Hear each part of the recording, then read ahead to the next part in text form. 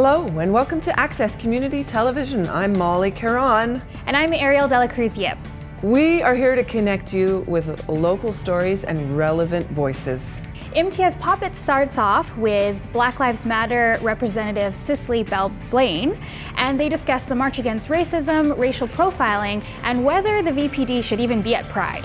And the not-so-shy Russell Wallace is in to speak with GUNARGIE O'Sullivan. It turns out they have a common beginning at the Spirit Song Theatre School, and they are reuniting with their alumni, and they're also talking about the Native Education Centre and the workshops that are being offered.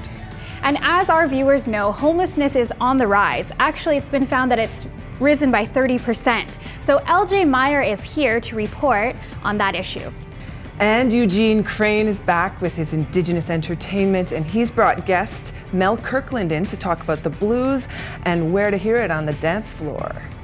And we've also got Patricia Kelly back with Food for Thought, but she's got a very brand new and fresh co-host, Bradley Hawkins. They're going to be discussing their favorite summer foods. And we begin our journey with MTS Pop It, speaking with Cicely on the topic of Black Lives Matter.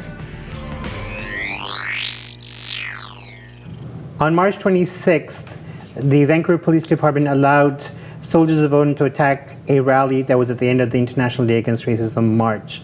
CICELY-BELLE BLAIN of Black Lives Matters was a co-host of that rally. Cicely, tell us what happened. Yeah, so we started off the day with a march. It was really great for Black Lives Matter to be collaborating with the Coalition Against Bigotry and a few other organizations. We marched through parts of Chinatown and the downtown east side.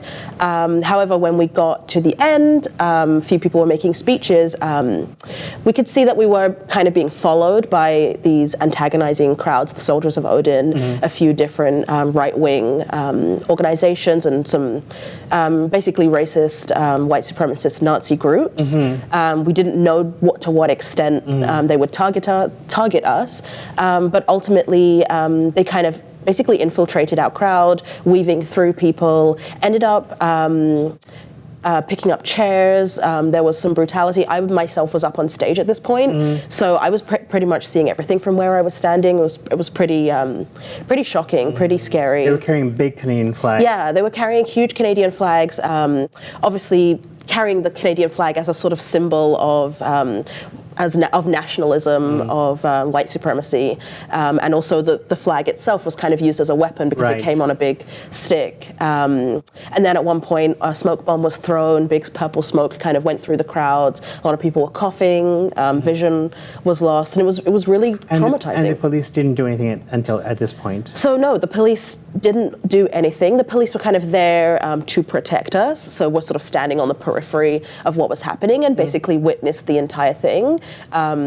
They saw the aggression of these people. A lot of them, they were all large white men, the people from Soldiers of Odin, so they had a very aggressive presence from the very beginning. And it was only when an actual scuffle or like a physical fight broke out that the police actually stepped in. But they basically watched in silence as these people came into our safe community. Right, so they restrained 3 people and then released them later only to attack people again and intimidate as people were leaving. That's exactly right. So yeah, after the altercation, they took away a few of those people, kind of took them to the side, handcuffed them, but it didn't really seem like they were being detained. They were still laughing and joking with one another, the police officers and the Nazi group kind of hanging out on the side, really. They weren't really being detained, and then not long later they uncuffed them and let them go. And then as people from the march, a lot of racialized people, queer people, marginalized communities were trying to go home and get to freedom and safety,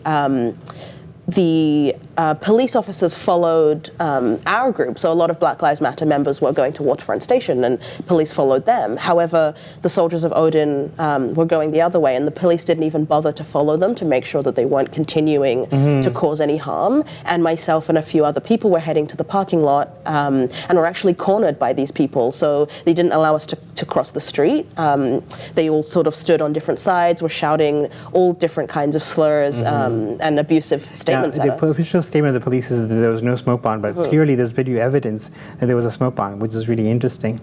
Now, Black Lives Matter have been very clearly against police presence in the Pride Parade, and some of the statement people have made that the Vancouver police is not Toronto or New York or LA. Where do you stand on that? Well, I think people need to acknowledge that policing is an institution, and policing is something that is the same across North America, so across the United States and in Canada.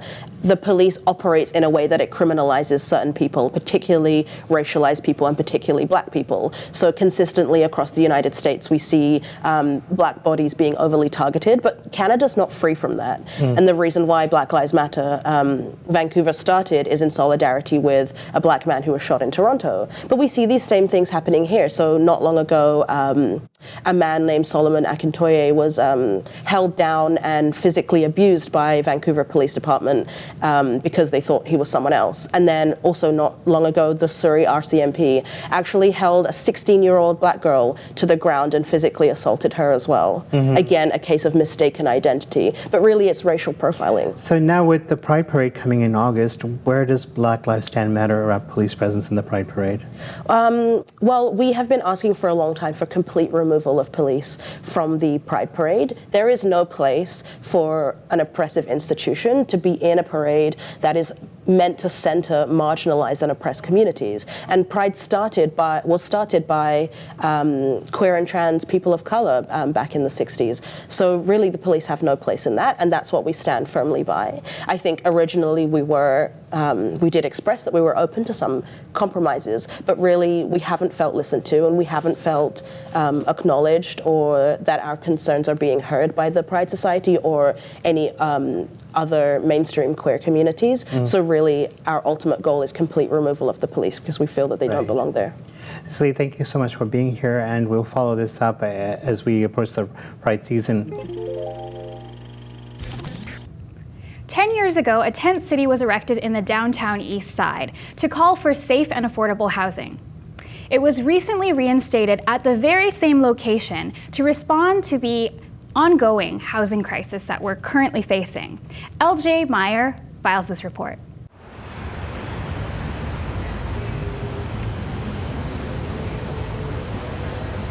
A group of about a dozen homeless people who are sleeping on the streets around Powell Street or in the shelters like the New Fountain Shelter, and some of the shelters closing down. About a dozen of those folks and about that many supporters with Alliance Against Displacement and other volunteers came into this site and declared this the 10-year tent city. The reason we chose the name the 10-year tent city is because 10 years ago, in 2007, there was another tent city built on this site in the lead up to the Olympics of 2010. There was a worldwide attention on Vancouver and the homelessness crisis here. The United Nations Rapporteur on Housing, Milan Katari, came to Vancouver to do a tour of this housing crisis, and this tent city was sort of a greeting spot for that UN Rapporteur. 10 years later, this is still an empty lot, and 3 of the homeless leaders, Indigenous men who were leading that tent city, they've died. And they've died from the same conditions that are killing homeless people all throughout this province. So in honor of those 3, Noah Saki, Dwayne Coey, and Ashley, we've called this the 10-year tent city. And we know that also exposes the fact that homelessness is continuing to get worse. The reason we organized this tent city now is because we are trying to intervene in the discussion around the BC election, the 2017 BC election. That election started, the writ dropped on that election almost the same day that the results of the 2017 homeless count came out. And that homeless count set the record for the highest number of homeless people in Metro Vancouver, 30% more than there had been in the last count. And yet, no one in those parties, in the BC Liberals or the BC NDP, have said a word about homelessness. Nothing in their platforms address homelessness. They don't pledge to end homelessness. They don't pledge to build social housing at record numbers. They are treating homelessness and the housing crisis as a dead issue, and they're trying to bury it with their silence. The message that sends is that homelessness is here to stay, that the future of BC will always be one of grossly disproportionate wealth on one hand and poverty on the other, with people sleeping on the streets as the most visible aspect of that disgusting gap. And we're insisting on social housing and homelessness as an election issue. And we're calling for the BC government to build 10,000 units of social housing available at welfare rate, not institutional housing, not jails in the form of housing, just regular apartments that low-income people can afford.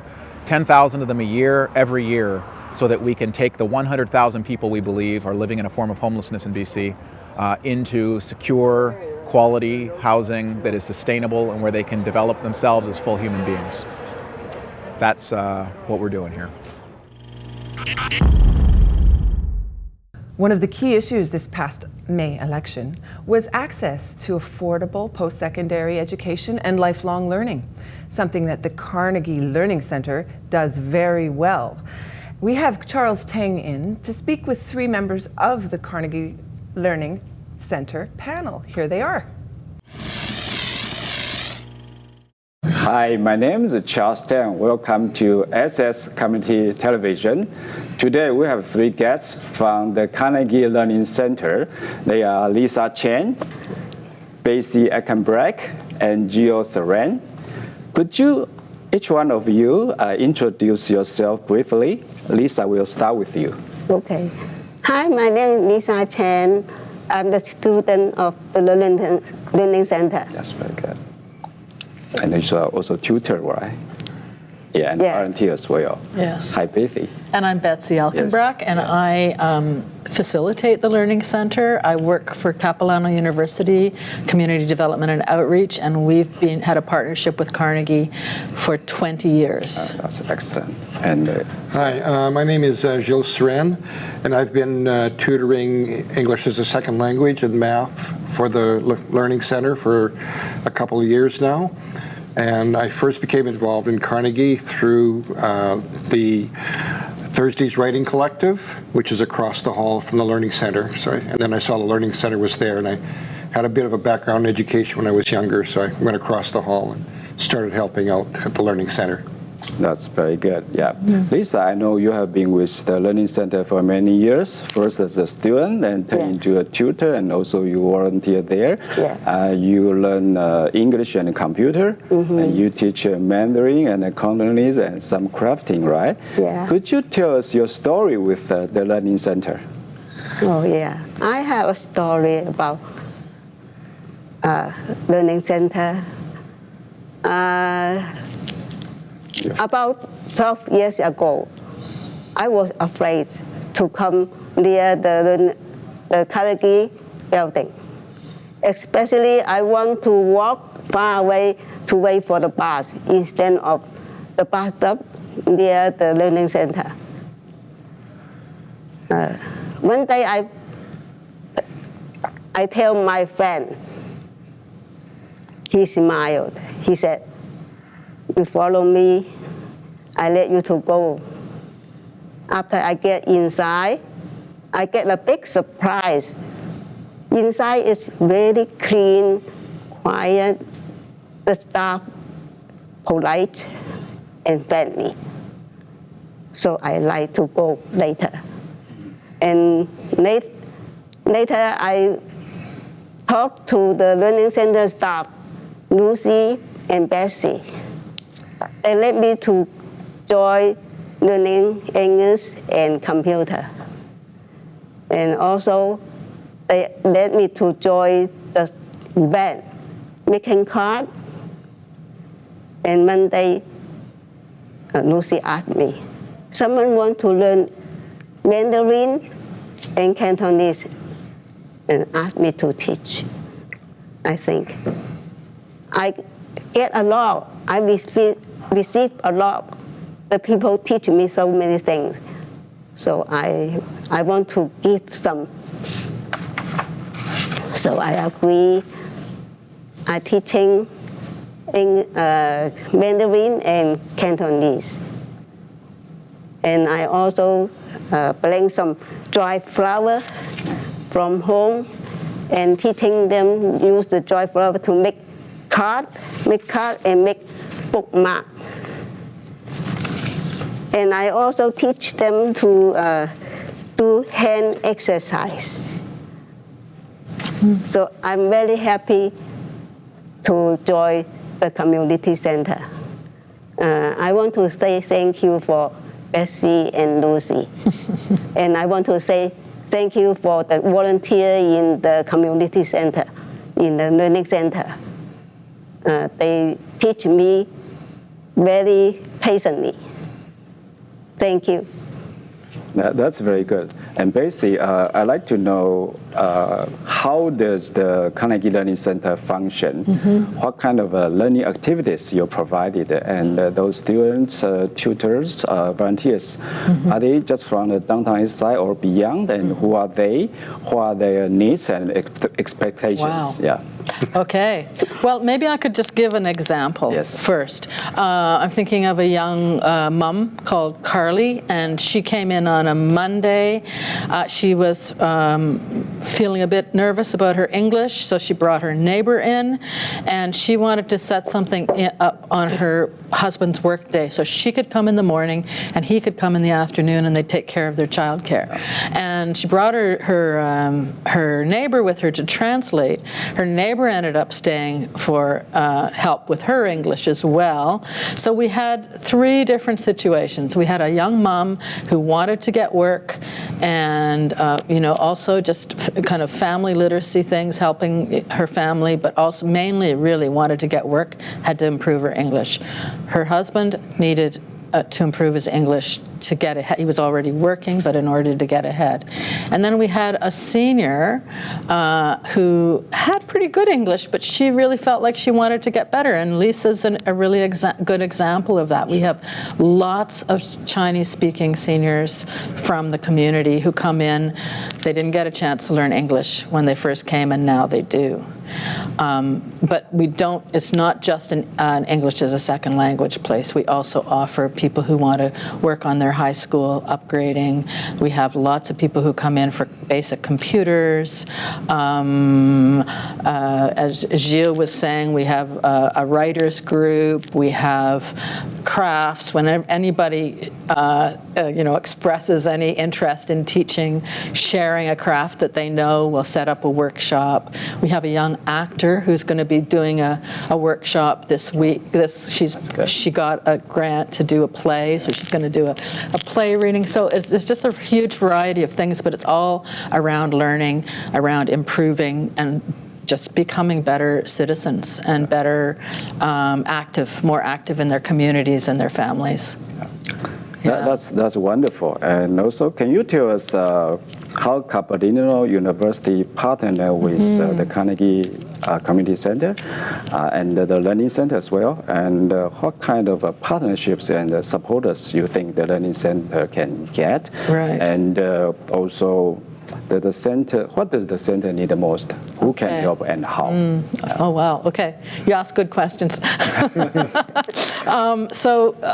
Capilano has a department called Community Development and Outreach, and we're spread all over from Vancouver all the way up to Whistler and Pemberton and Lillooet and the Sunshine Coast, and we work with communities. So a community group like Carnegie Community Center will express interest in partnering with us in order to set up a learning program. And so the way it usually works is we provide the labor. So we have 2 very experienced instructors who come in, and we facilitate, so we support and train our tutors, and we also do a bit of teaching ourselves. We keep this, we schedule everybody, help individuals do the assessment, assess learners when they come in, and all of that kind of thing. And then we have this amazing team of volunteers who work one-to-one and sometimes in small groups. Gilles will say a little bit more about that because he's one of them. But just helping people to improve and it's usually based on what people come in to get help with. So. So that's the way it works, and it's very it's a community development approach to education. So we're not just in there saying, okay, come in and do your lesson. I mean, if Lisa had just come in and done her English lesson, then we wouldn't be benefiting from her amazing skills. It's let's see what we can all learn together, and how we can work together. That's amazing. Jill, could you tell us your journey with the Learning Center and what's the philosophy that it's operated? Well, like I said, I came across the hall from Thursday's Writing Collective into the Learning Center and been tutoring English as a second language. And then there was a fellow there who was tutoring math, and I was very interested in math when I was younger. So I started redoing my high school algebra, and I'm progressing in that. And now I'm also tutoring more basic math for other students. Sometimes I also work as a receptionist, help a little bit with computers, and I've become involved also in the on a larger scale with Carnegie Community Center as well. As a result of my involvement with the Learning Center, somebody asked me if I would serve on the board of the community center, so I've been doing that for a year now. That's coming up for renewal next month. And the community center offers so much to the community. It's amazing. We have a really good kitchen with low-cost meals and dining room, a theater, a gymnasium, library room, library reading room. All kinds of programs, bingo for seniors, the different gymnasium programs. Music. There's Carnegie Outreach that helps people find housing. We have a newsletter that comes out every 2 weeks that's entirely put out for by volunteers and has been for some 30 years. Philosophically, Carnegie Community Center and the Learning Center by extension are like provide low barrier access for residents of the downtown east side. A lot of people there, some are homeless, some are from single room occupancy, so they don't really have a living room. So the Carnegie Community Center is a living room, a home away from home, a welcome place for people from the downtown east side. It's a really amazing place with phenomenal staff and fantastic volunteers who, by the way, get a free dinner once a month. Carnegie Community Center puts on a free volunteer dinner, and where we nominate a volunteer of the month and give awards and so on and so forth. It's a great place. That's excellent. Life is a journey for us to grow, so we have to keep learning. And the Carnegie Learning Center has serving the downtown east side since early 1980s. Has been there, a good friend, a good partner with the community. So if there's anything you think you could do, you want to learn more about the center, you are welcome to visit the center, to talk to Lisa, to Betsy, or to Gil, to anyone there. Thank you. My 4 little children will one day live in a nation where they will not be judged by the color of their skin, but by the content of their character. I have a dream today.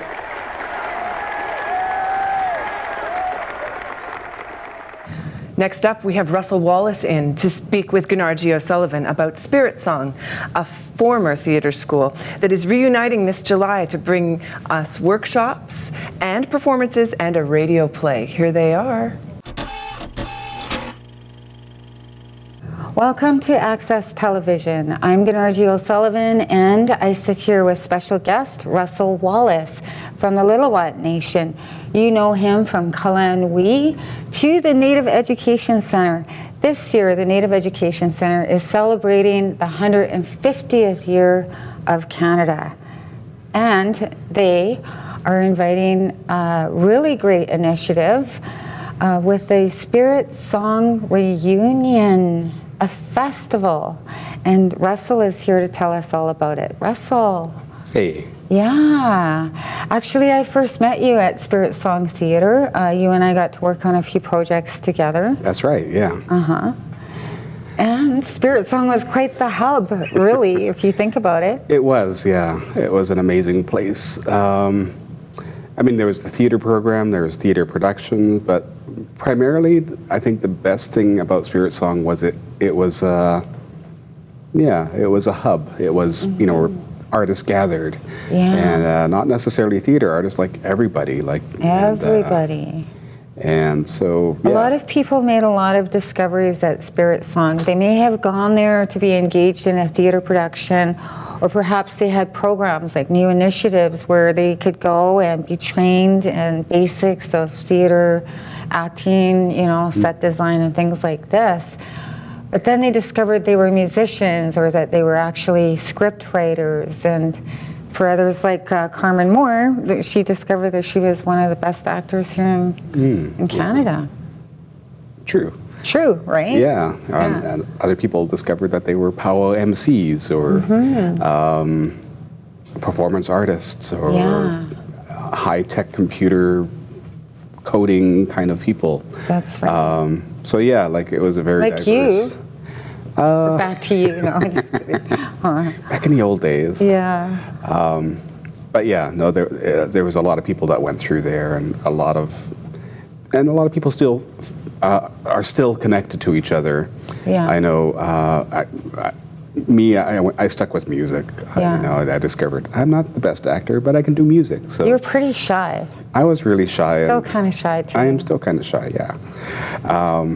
But yeah, the Spirit Song helped me with that, and that was the reason why I went, is because I was, you know, deathly shy. Like I couldn't speak in public at all, and so I decided, I was like, I'm tired of this. I want to, you know, engage people. I want to converse, and I want to be in front of people talking. Yeah. I don't want to be stuck. Yeah. Yeah. Stuck in being that shy. shell. Yeah, right? in that shell. Yeah. That's right. And it's nutty to be stuck in a shell. yeah, and yeah, I guess there's nothing wrong with that, but like I felt, you know, in order for me to move ahead and progress in my career, whatever that was at that time, I needed to do that, and Spirit Song helped me do that, and I'm sure it helped a lot of other people as well. Well, do you want to know how it helped me? I was just coming back into my community of First Nations people, because as you know, Russell, I went, you know, through the residential school system, but I was also adopted. And my adopted mother connected me with Spirit Song Theatre in hopes that she would be able to reconnect me with my community and some of the issues that we were concerned about.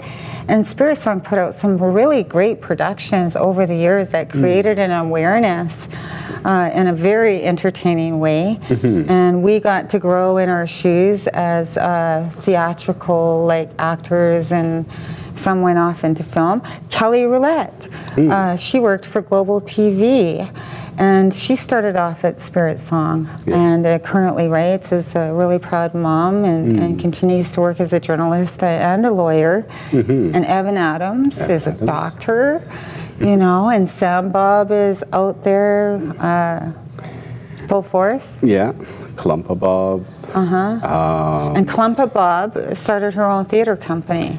She did, and yeah, she started the youth program in Winnipeg for Aboriginal youth, and that's been going on for about 10 years or so, and then she developed a theater company on top of that, so. And see, all of that out of this little seed that was planted on Broadway, 432 West Broadway, Spirit Song Theater Company. And the stage there wasn't big. No. It was a small stage. You might have had room for maybe 25, 50 people in the audience at a time. But then they shot off and they went and got involved in things like the Fringe Festival and things like that, right? Yeah, it was a small space, but it was intimate, and but yeah, like you said, it had a big impact, and I know for me, some of the teachers we had really changed me, and one of them was Ralph Cole, who was a singer. He came in to do a singing workshop, and at that time I wasn't singing, because when I was young I sang a lot. I loved singing, and when my voice changed, I couldn't hit those high notes anymore, and so. And when Ralph Cole came in, like he heard me singing, he goes, "Why are you trying to sing those high notes? Like, you're a bass singer, sing some bass." And I was like, whoa, that kind of opened my mind. So he taught you how to stay in your voice. That's all it is, really. That's all it was, and recognizing techniques. that, And there were also life skill techniques too, right? Yeah. Wouldn't you say the things that you learn in theater, how to use your breath? and how to release emotions and hit that note and things like that. Yeah, definitely. And but also practical things like deadlines. You got to meet a deadline. You got to be at a certain place at a certain time. The show goes on. You know, whether whether you're in makeup or not. That's right. Well, you know, Spirit Song Theatre Company had a small staff too for a number of years. Wayne LaRiviere ran the programs there and did a lot of the directing. He was the executive director, I guess, of Spirit Song Theatre Company. They had a board which was made up of people like Rose Point. And who are the other people on the board over the years? You know, like Joni Reed. Jerry Williams, I remember. Jerry Williams. He was and he's off working in Penticton right now. And also, you know, like published a couple of books, sci-fi books. That's right, yeah. Yeah.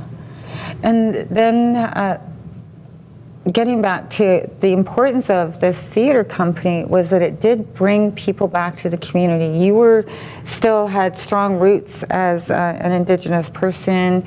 You found your voice through the theater company. I found my people through Spirit Song, and I also found other interests as a writer and actor, and here I find myself broadcasting on Access Television. And I give all of this this kind of credit to Spirit Song Theatre Company, and I'm really glad that you've taken the initiative to bring everybody back to the table here in Vancouver, because there is a big void. There is nowhere for us to go and reconnect with our people and find out what the issues are, or address the issues through art and community. We've been invisible for so long. It's really important. It is, and yeah, I'm glad we received the funding to do this 2-week summer program at the Native Education College. And these are workshops that are available for everyone. Like, they're free, they're open. If you want to take one workshop, that's cool. If you want to take the whole 2 weeks of workshops, that's cool. Yeah. And if whether you're a youth or an elder, you know, the age is not really, it's not a factor. And I remember even, back in Spirit Song days, there was a wide range of ages in a lot of these groups, and so that was really cool to see. That's what it takes to tell the story. Yeah, Sorry, this is true. And other musicians will be engaged. You know, getting back to some of the alumni, Renee Morrisseau was also is an alumni, and so is Marie Clements, who is doing amazing work right now. Yeah. Like the film. The Road Forward, Forward. She did A Natural and Accidental Woman. Yeah, that's right. Yeah, with The Road Forward, I know there was Marie Clements, who was an alumni. Wayne LaValle is in there. He's an alumni. Myself, and I think that was it for that. But I mean, like I said, we spread out. Tracy Olson. Tracy Olson. Remember him? Yeah, there are so many people that walk through that door and have moved on to do some incredible work, like Carmen Moore, who's on Blackstone, for instance. You know, I mean, that's amazing. Sherry Miracle, you know, and just from that little Spirit Song Theatre Company, how can we get a hold of you to go to the workshops, and where? Tell us where to go from here. So the workshops will be from July 17th to the 29th. The 29th is a Saturday. We're going to have a performance or a culmination of all the different things, and it'll be a radio play. Like we're working on scripts and stuff, and hopefully there's room for improv. But yeah, they can contact myself, Russell Wallace, the cultural coordinator at NEC Native Education College. My number is 604-873-3772, and my extension is 236. So yeah, if anyone's interested, contact me, and I can, sign you up. And but we also have another program celebrating NEC's 50th anniversary. Okay. It's been 50 years since NEC started, and we are looking for people who were, former students or, teachers, board members, who are, elders now. Okay. And we want to provide free regalia making workshops for them. But at the same time, we want to interview them and talk about their history with Native Ed. And It's the same with the Spirit Song project. We're looking for the alumni, and like we want to interview them and document their stories, because you know, Spirit Song wasn't very well documented. That's right. Even though it had such a huge impact on the Aboriginal arts community. And you know, sadly, a lot of the work that we've done over the years at a community level, even if it's been like at Rogers or, you know, even Co-op Radio, a lot of the archives are now gone. Everything's gone digitized. So it's like we're starting all over again. Thank you, and I will be at the Spirit Song celebration in July. Cool. Thank you. Thank you.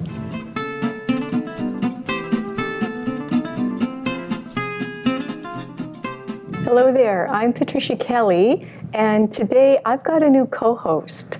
Bradley Hawkins is my co-host today, and Bradley has brought in some of his favorite snacks.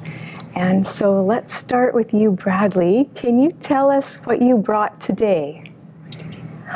So, fish in the salad, okay, and some carrots and some scrambled eggs and some apples and some blueberries.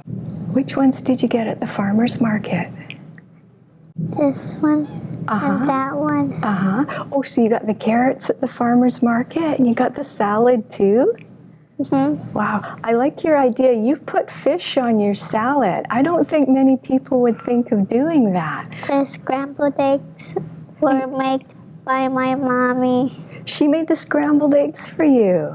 And these ones were at the store, farmer's market, at the store one. Okay. Okay, so do you ever take these to school for a snack? No.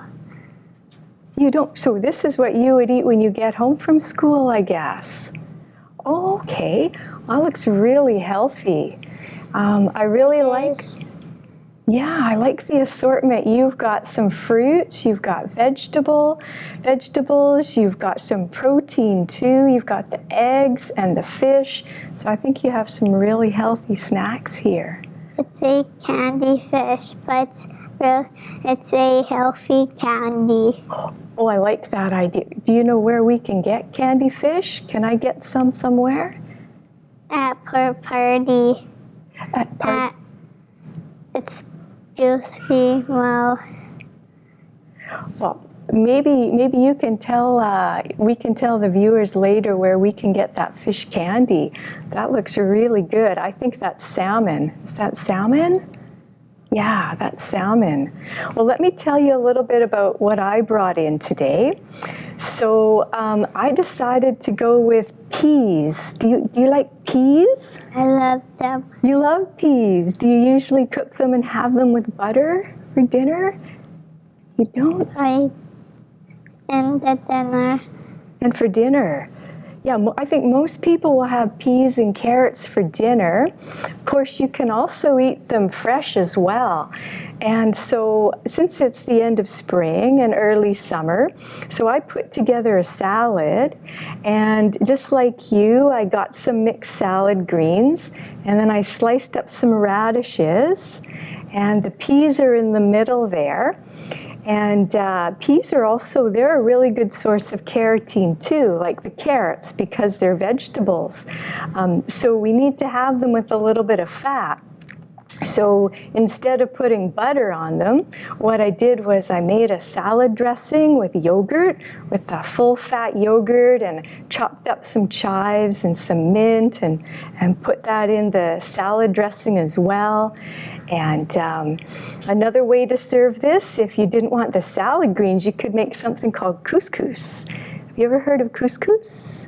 I think it's kind of like a wheat, but you can boil it up with some chicken stock, and then you can take that, and instead of using the salad greens, you can chop up some parsley and cilantro, and that would actually make a really good lunch. And I like peas because they've got lots of fiber in them. So they're actually a legume. So they're actually like beans, and they have as much fiber as beans do, more than most vegetables.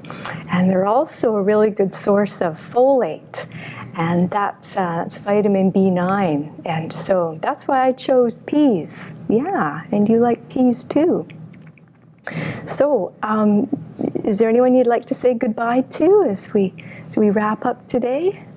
Who would you like to say goodbye to? My papa. Well, where's he? Where does he live?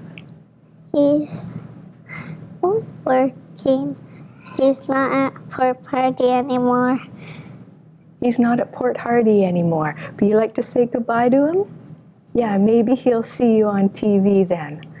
Okay. Yeah. Well, thank you very much for watching today, and we'll see you next month. Welcome to Access Community Television. My name is Eugene CRAIN, and this is Indigenous Entertainment. Today's guest, we have Mel KIRKLAND, an owner and promoter of Vancouver Blues Around Town. Welcome. Thank you. Welcome for having me. You're welcome. How did you start your company? Moved to Vancouver, British Columbia in 2014. Avid jazz fan, there was no blues, so started to research the music industry and found there was a lot of blues musicians here in Vancouver that needed to be known. So I decided to take it upon myself to start spreading the word on it. So, and my business was born out of that. So, nice. Now you use some social media, but not all social media. We do not use Facebook. Vancouver Blues Around is solely Twitter and Instagram and our business website. Twitter for us is such a huge avenue to really build the community relationships within the blues music industry, not just here in Vancouver, but around the world. We have followers as far as the States and the UK and just everywhere. It's just fantastic, the community I've built and the relationships the business has built on Twitter. Facebook is too personal. It would take a lot of time to continue the promotion on there. So, is there a lot of venues in town? Like, where would I go to find blues? Friday Night Blues at the Fairview Pub. Arson Shomikov Trio performs there all the time, as well Pat's Pub and Brew House downtown Vancouver on Hastings, been around forever. We've presented over 900 shows on our website calendar. That doesn't mean we've actually been presenting the shows or hosting. We've just been letting people know that there's been all these blues music events happening. So, any venues or events that you want to promote coming up? Yes, Murray Porter is one of my most favorite musicians, been supporting him for a very long time. He was on my bucket list to come and see when I first moved to Vancouver. Have had the privilege of meeting him many times. In June, he'll be taking part in the Aboriginal June 21st National Aboriginal Day, doing a stint then, and he's got a few other shows coming up in June. All of his events will be listed on our website, which is www.vancouverblues.ca. He's fantastic. So you also wanted to mention Mojo Stars is a band, local band here in Vancouver. They're situated out of the Lower Mainland. I just actually did some marketing and directing for one of their shows last year that sold out down at the Fox Cabaret. Very proud of them. They're fantastic. They're performing as well throughout the Lower Mainland in June.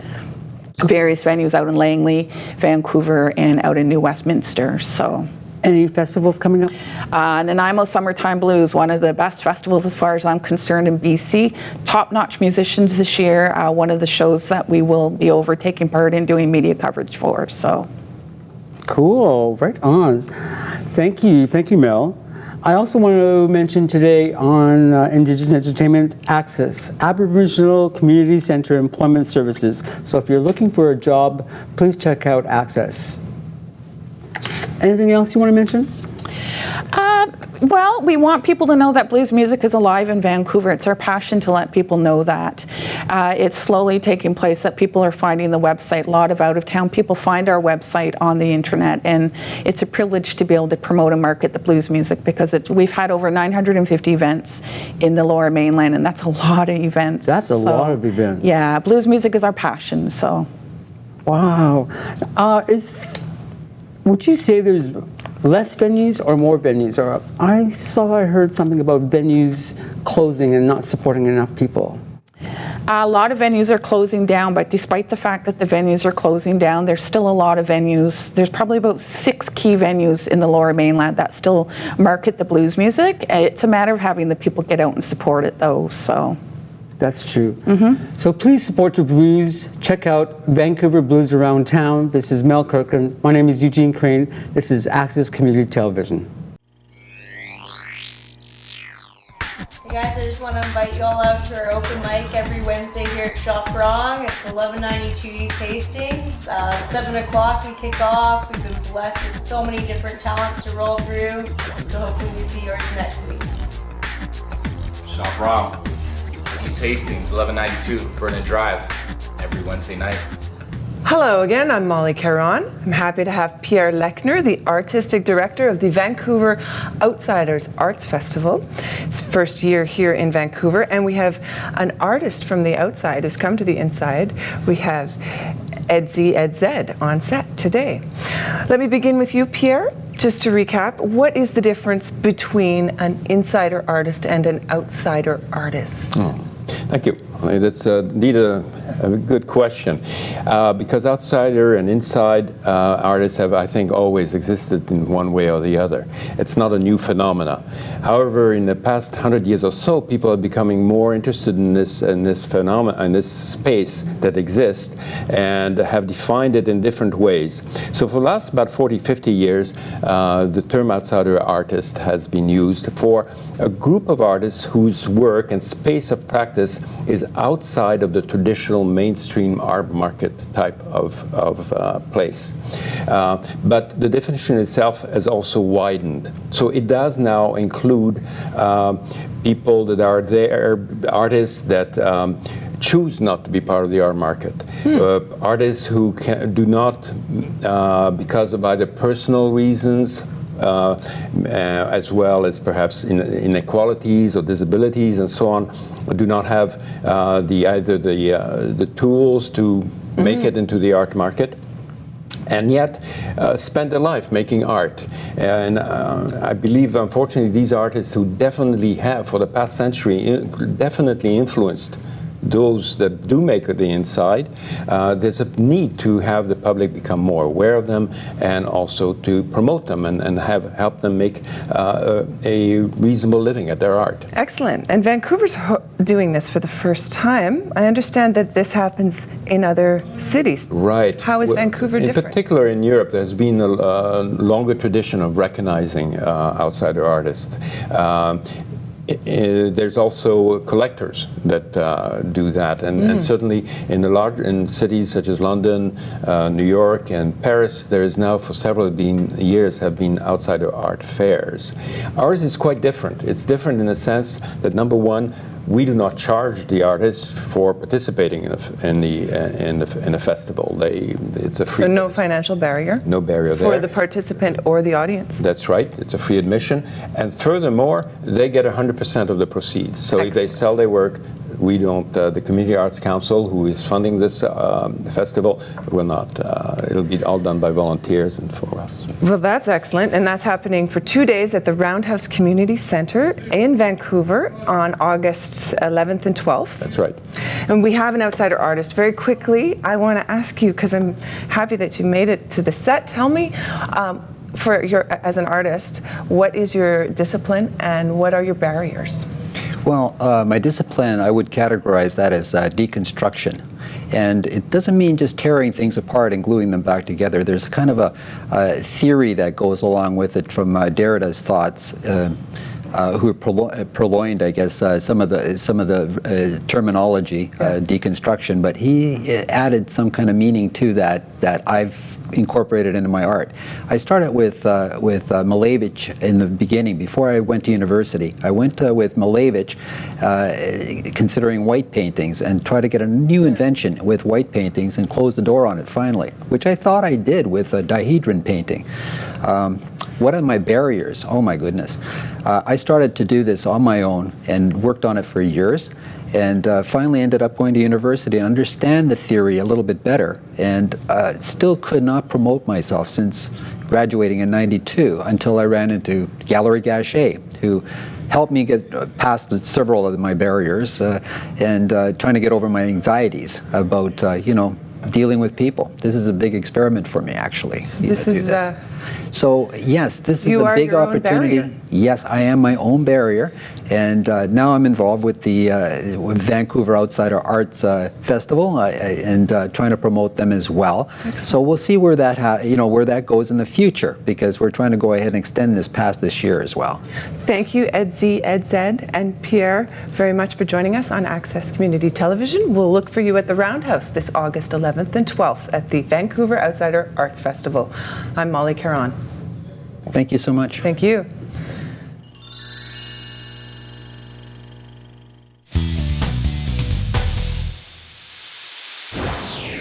Gary Over is here to talk to us about a cross-Canada class action lawsuit about the 60 scoop.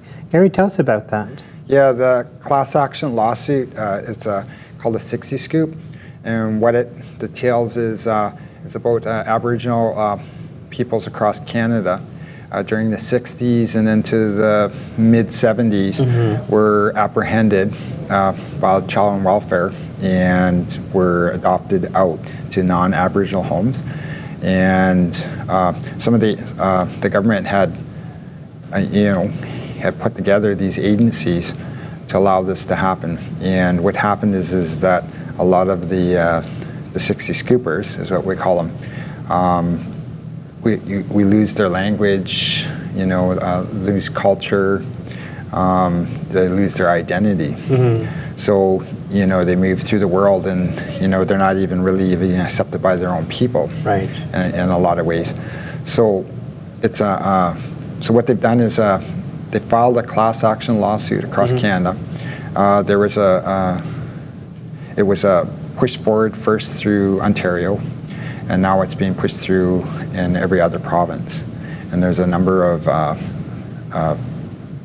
attorney law firms that are handling that. Right. So what's the purpose of the class action? What is it the ask? What are they asking for? Well, they're asking for compensation for the damages to their lives. It's a litigation suit. It's there was a lot of damage done, and it kind of they went through residential school to try to simulate the Native Indian, and they pushed forward the 60 scoop, which was a different angle at trying to assimilate natives into, European. How long do you think this is going society. to go for? I don't know. It's just it's a time of reconciliation, right? So we need to make things right in this country, right? It's our country's in a real changing point. It's a new millennium. There's a lot of laws in Canada that should be changed, And for me, it's I won't go into much detail, but I don't really approve of the Indian Act. I think it should be abolished. But that's my I got my right to voice that, right? Right. So, well, thanks for coming to Access TV and telling us about this this important class action lawsuit. I'll follow that up, I guess.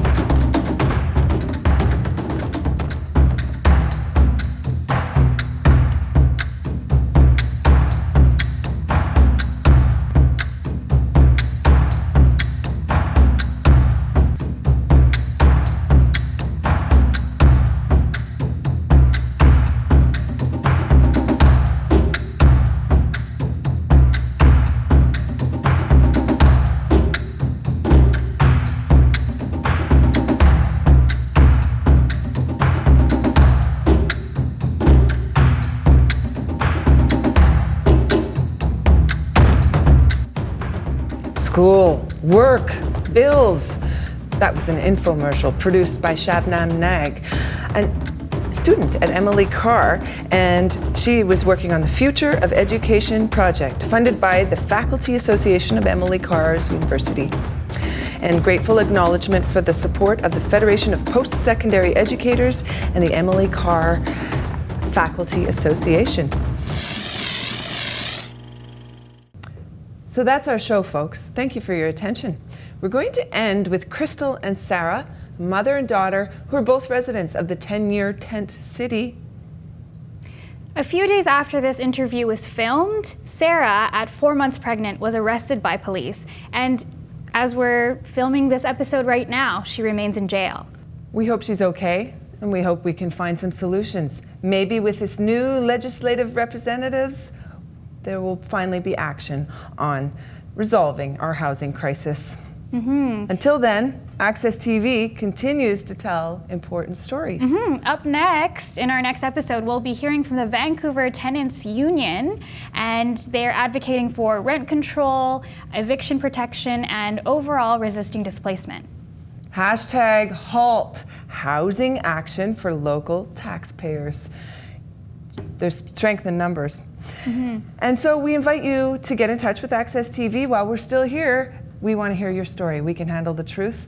I'm Molly Caron. And I'm Ariel Dela Cruz Yip. Make the best of it, folks. Talk to you next month. Thank you.